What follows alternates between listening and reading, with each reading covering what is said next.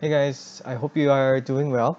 Uh, this will be my last time speaking to you about the great divorce, and I'm actually going to prepare something else for you the next time we meet.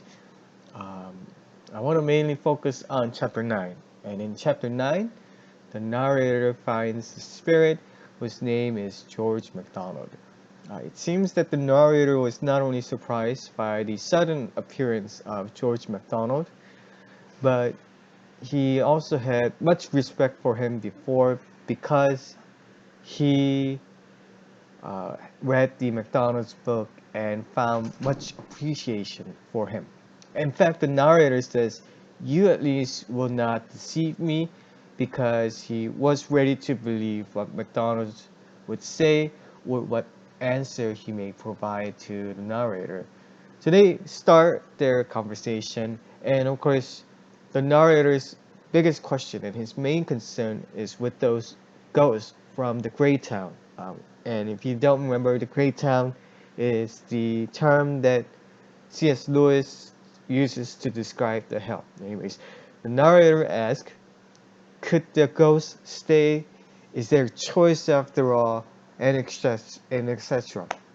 What struck me the most in this conversation was that, first of all, C.S. Lewis definitely affirms, that heaven is not merely a state of mind, that it's not just made up world that we think about in our mind, but it's real, and that we don't actually understand what choice and time is until we're beyond both. Meaning that when we are no longer confined by the time or the choice that we make. Another thing that struck me the most was when the narrator asked what would happen to those ghosts who never get on the bus to visit heaven. It looks like they're not getting on the bus because they don't want to. And this is the answer that MacDonald gives to the narrator. There are only two kinds of people in the end: those who say to God, "Thy will be done," and those to whom God says, "In the end, Thy will be done." Let me read you that again. There are only two kinds of people in the end: those who say to God, "Thy will be done," and those to whom God says, "In the end, Thy will be done." You probably heard the phrase, "Thy will be done," which of course comes from the Lord's Prayer itself, and you are probably familiar with what that phrase means, that God's will be done. Yeah, thy will be done, God's will be done. Yet, I wonder if we really mean to say, thy will be done.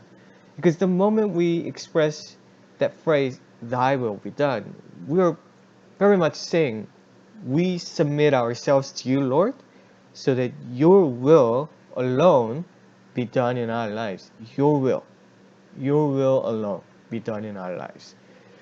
However, it seems that the opposite is very true from time to time.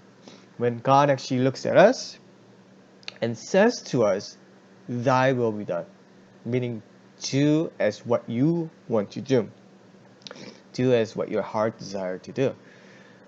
This may actually sound good and all, you're free from being told what to do. You're on your own to make your decision. Yet, I myself have realized that without a proper guidance, I feel lost and don't really know where to go or what choices that I need to make.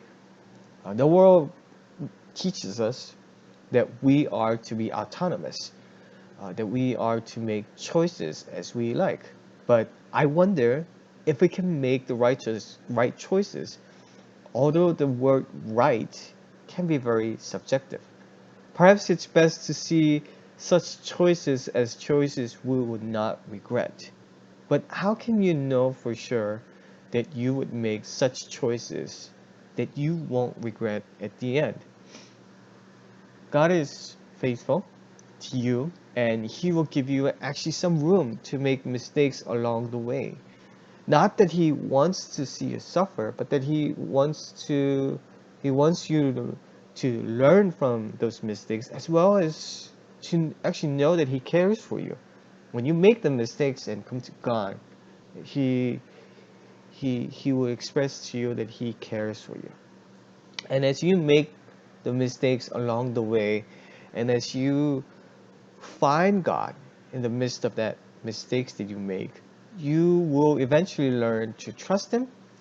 And I believe in the end, you will find yourself seeking God's guidance. Whenever you're trying to make a choice, a big choices in your life, you are probably seeking God's guidance during that time and saying to Him, "Yes, Lord, your will be done." So I hope that this would encourage you, especially in this time.